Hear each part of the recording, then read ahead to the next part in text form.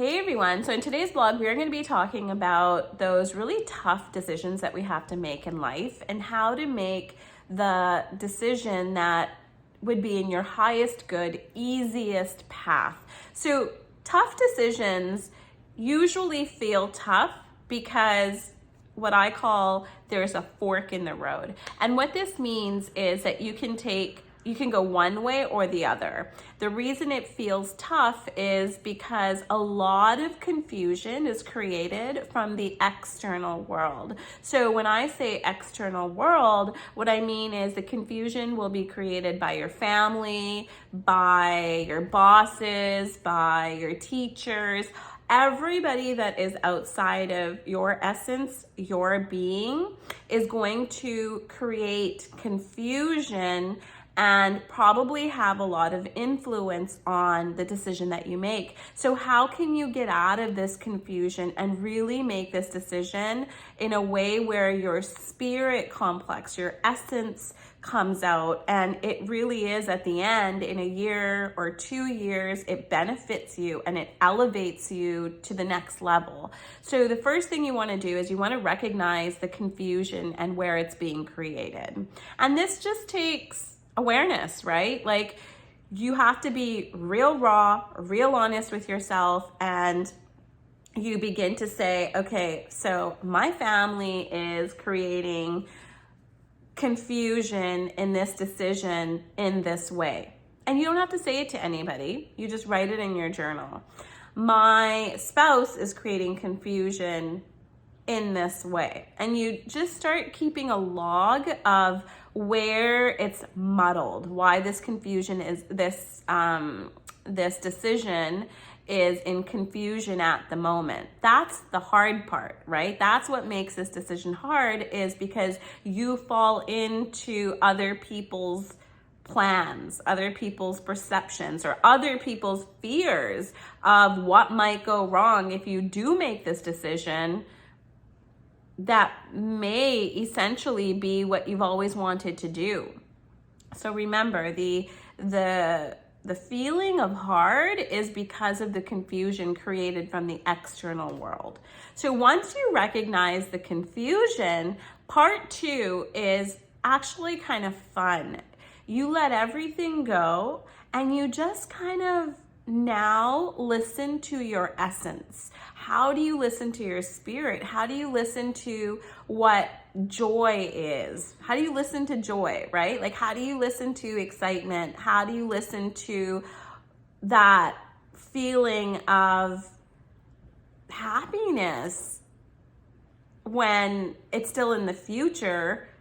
And is that really what you want? How do you listen to that? So what you can do, there's a few things that you can do. What I do is my connection with my spirit essence is usually obviously in meditation, but also in the shower. So first thing in the morning when I'm showering in the waters, like just running on my crown chakra, is a lot of when I do that deep dive of, okay, what do I want here? How will this benefit me? How will it be in my highest good, easiest path? And the answers come, and you know how they come? They come so softly and they come so quietly. So when you get this feeling of happiness, but in a way where it's like, oh, that would be so cool.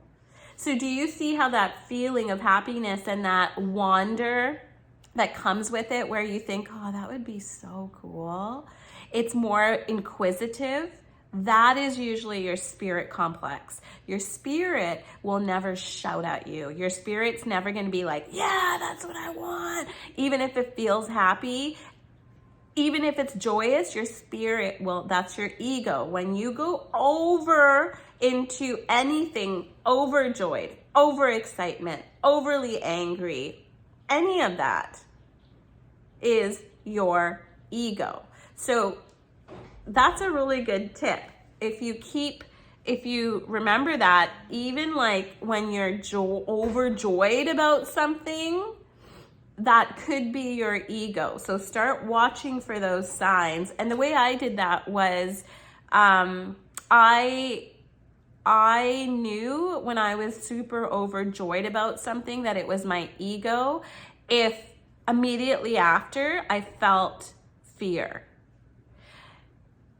And you know if if you've been through it. So, but if you feel that essence of joy and immediately after feel this like, yeah, that could be, that would be good. That's your spirit complex. That's your essence. So listen to that part of you that whispers, that part of you that very softly and quietly guides you. Don't disregard that. I know a lot of people say, oh, I should have listened to my gut feeling, but usually people don't listen to their gut feeling because it's quiet. Remember, listening is that number one thing that so many people don't do in this world. So when you start listening to those quiet aspects of yourself, you're winning.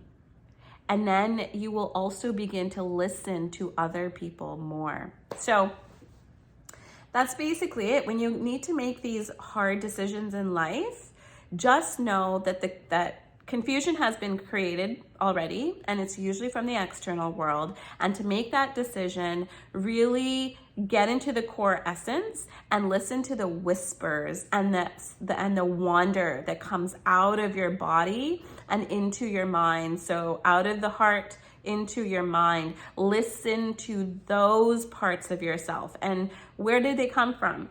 You may experience those in meditation. You may experience those in the shower. You may experience it when you go for a walk, or you may experience it when you're at the gym or when you're at yoga. I experience a lot of this stuff when I'm at yoga. Yeah, and that will give you an answer of what your highest, good, easiest path is. Love you guys.